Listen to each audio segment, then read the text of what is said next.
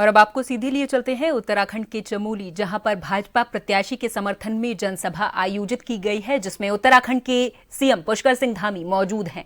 CM Dhami का कर्णप्रयाग और चमोली का दौरा है आज, जहां भाजपा प्रत्याशियों के समर्थन में एक जनसभा को संबोधित करते हुए नजर आएंगे। उत्तराखंड के सीएम पुष्कर सिंह धामी मौजूद हैं मंच पर। उत्तराखंड के सीएम भाजपा प्रत्याशी भी उनके पास में दूसरे सोफे पर मौजूद हैं और सभी ने सबसे पहले उत्तराखंड के सीएम पुष्कर सिंह धामी का जोरदार स्वागत किया। इसके बाद अभी कुछ ही देर बाद उत्तराखंड के सीएम पुष्कर सिंह धामी जनसभा को संबोधित करते हुए नजर आएंगे और भाजपा प्रत्याशी के समर्थन में वोट भी मांगेंगे।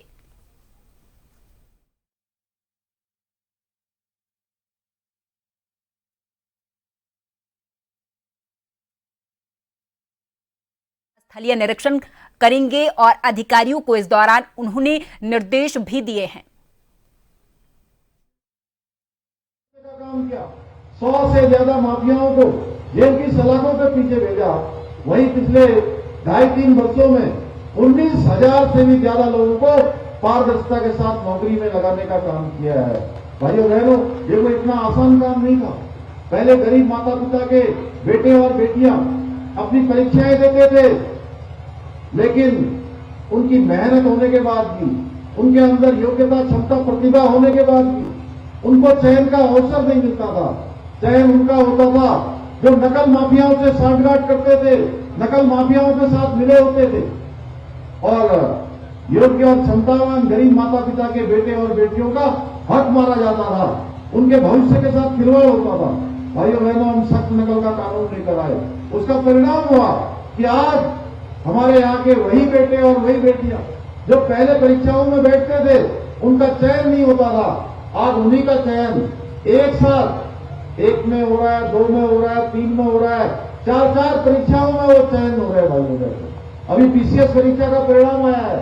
इसी हमारे चमोली जनपद से बहुत सारे हमारे बीच के हमारे भाई बहन उस परीक्षा में चयन हुए हैं। यही नहीं, पूरे उत्तराखंड के अंदर आज उत्तराखंड के रहने वाले हर जिले से एसडीएम बने, तहसीलदार बने, उनकी ट्रेनिंग चल रही है नैनीताल एटीआई में।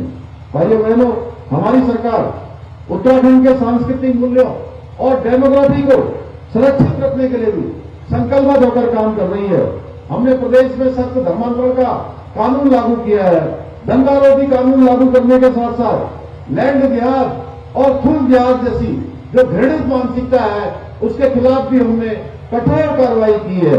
इसके साथ ही देवभूमि उत्तराखंड के लोगों को एक और गौरव प्राप्त हो गया कि देश की आजादी के बाद बाबा साहब भीमराव अंबेडकर जब देश का संविधान बना रहे थे, उस समय संविधान के अनुच्छेद 44 में वह प्रावधान करके गए कि देश के अंदर समान नागरिक संहिता का कानून लागू होना चाहिए, यानी कि देश में रहने वाले हर एक व्यक्ति के लिए एक समान कानून लागू होना चाहिए।